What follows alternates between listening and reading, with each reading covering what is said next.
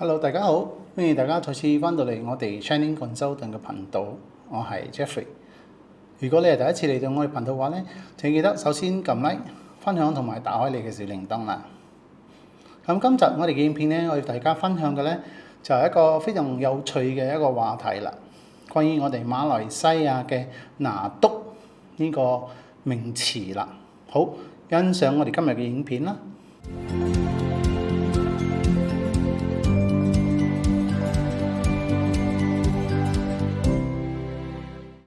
この番組はご覧のスポンサーの提供でお送りします。好，今日我哋開始我哋今日嘅呢個分享，關於我哋馬來西亞嘅呢個冊封嘅一啲制度啦啊。好，咁我哋嘅冊封制度咧，其實又分為好多個等級嘅，我哋由第最高級嘅一個就開始講啦啊。咁我哋馬來西亞咧最高級嘅呢個蘇丹或者係元首嘅冊封咧，就係我哋叫做敦啦。啊，咁呢個敦嘅話咧，淨係可以由我哋馬來西亞嘅最高元首嚟冊封嘅啫，即係其他蘇丹係唔可以做呢個冊封嘅。OK， 咁我哋嘅呢個最高元首就係咩咧？馬來西亞有9個州有蘇丹，就每一年咧呢9個蘇丹入邊咧，佢哋就會選舉一位蘇丹出嚟咧，做我哋嘅最高嘅元首啦。所以咧就係呢個就叫我哋嘅最高元首、國家元首啦嚇。OK， 咁呢個我哋嘅敦咧就係平民可以賜封嘅一個最高等級嘅一個冊封嚟嘅。好，佢範圍咧就係有一個叫做 SMN 同埋另外一個就叫做 SSM 啦啊。咁呢個冊封咧係每一個冊封只可以有25個人嘅啫嚇。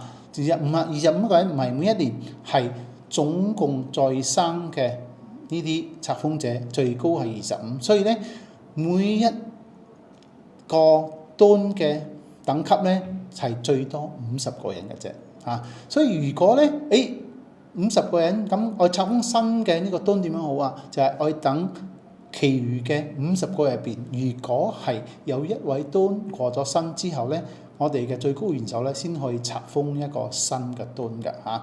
咁我哋咧就係最出名嘅，我哋嘅敦就係我哋前首相馬哈迪啦嚇。馬哈迪咧佢本身咧都係我哋冊封為我哋馬來西亞嘅敦嘅嚇。咁好多朋友會問啦啊，咁我哋咁高等級嘅冊封咧，華人有冇份㗎？華裔有冇份㗎？係有㗎嚇，因為有史以嚟咧，我哋呢個敦嘅制度冊封存在嘅時候咧，到而家我哋馬來西亞總共出現過10個華裔嘅呢個敦啦啊，但係咧10個入邊咧，而家剩翻2位仲在生嘅，一位咧就係我哋嘅敦林良石先生，另外咧就我哋嘅敦曾永森先生啦啊，佢哋2位咧而家仲在生嘅。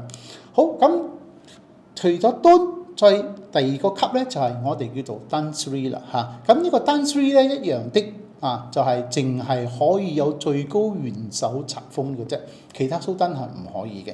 咁我哋嘅呢個Tan Sri咧都係好矜貴嘅嚇，因為點解咧？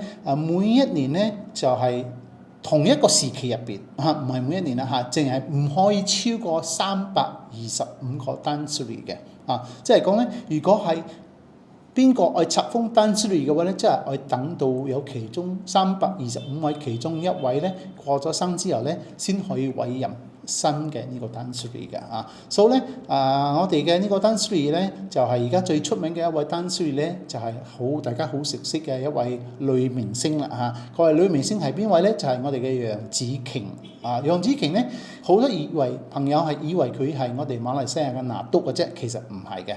楊紫瓊咧，佢喺2001年嘅時候咧，就係俾霹靂州嘅蘇丹冊封佢為我哋嘅拿督，然後咧喺2012年嘅時候咧，就冊封佢為我哋嘅拿督 Sri 啦啊。咁有咩分別咧？等陣幫大家講下啊。咁最尾咧就係喺2013年嘅時候咧，我哋嘅呢個最高元首咧就係冊封佢為我哋馬來西亞嘅Tan Sri啦啊。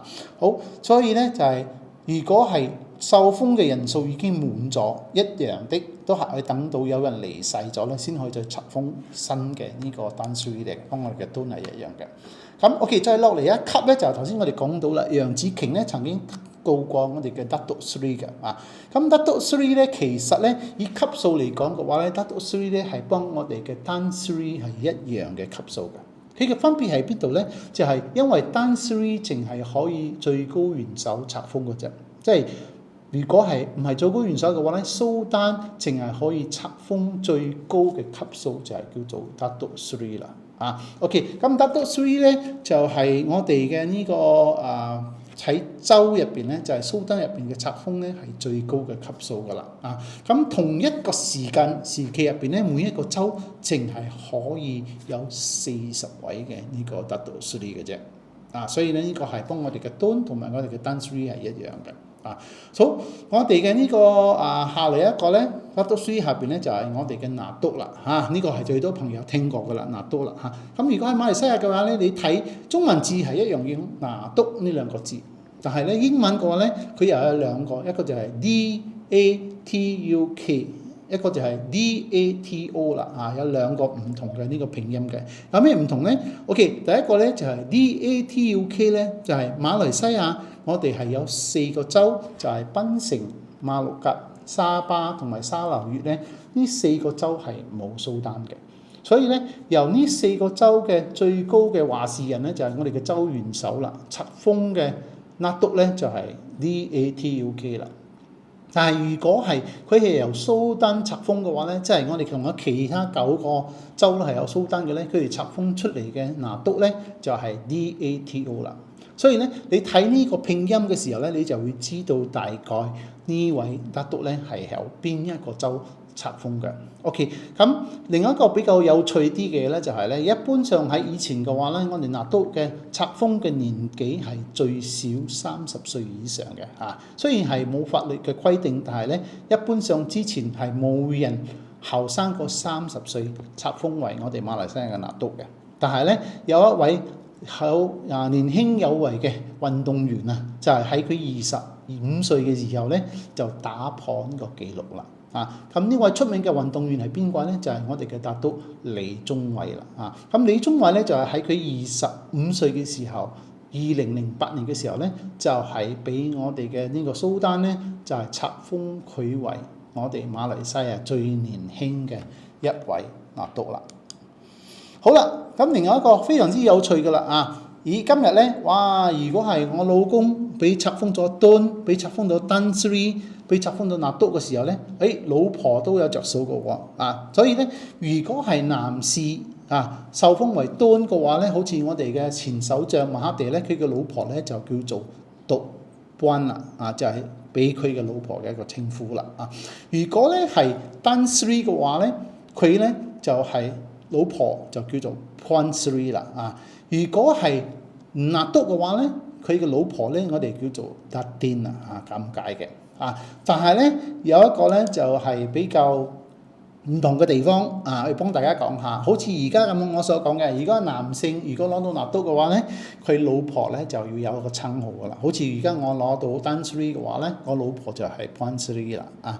但係好似楊紫瓊咁樣啦，楊紫瓊係一位女士，佢受封咗 Dan Seri 咧，佢老公咧係冇任何嘅稱呼㗎。所以咧呢個係一個非常之大嘅分別嘅。所以男士有着數女士就蝕底啲啦。OK， 咁另一個問題啦，可能大家會問嘅，哇！馬來西亞咁多拿督我哋邊度知道邊個真邊個假唔使驚㗎，因為馬來西亞咧，我哋有一個網站，官方嘅網站咧，就係喺呢度咧，就係佢可以俾大家做呢個搜索。任何人如果你識嘅話，你幫佢做生意，佢講佢俾個黑邊你，佢講我係拿督，係咪？唔使信晒佢，點樣咧？你就上呢個網站，輸入佢嘅名入去之後咧，你就會睇到呢個人係唔係真係一個拿督嚟嘅。然後咧，佢係邊一個州嘅蘇丹封俾佢做拿督，都會出現喺呢個網頁入邊嘅，或者係佢有幾個拿督都會出現㗎，好嘛？所以如果咧，好似如果你放我嘅名落去咧 Jeffrey 嘅話咧，出現係咩咧？就係0啦。如果出現係0嘅話咧，就係講咩咧？呢個人咧係你嘅，佢唔係真嘅拿督嚟嘅。好，咁最尾咧即係啦，如果係你做錯事嘅話，點樣好啊？唔好做錯事啦，因為咧喺馬來西亞嘅話，你擁有呢啲所謂嘅冊封咧，你係冇咩特權㗎。即係咧，你係幫平民百姓一樣，即係你比較一個尊貴嘅一個社會地位。但係咧，你都係背負咗一個責任，就係咧，你愛做一個榜樣俾我哋嘅其他嘅人民睇啦所以如果係馬來西亞嘅話，我哋嘅蘇丹喺憲法嘅規定咧，佢哋係有權力冊封呢啲所謂嘅 Tun、Tan Sri 或者係拿督。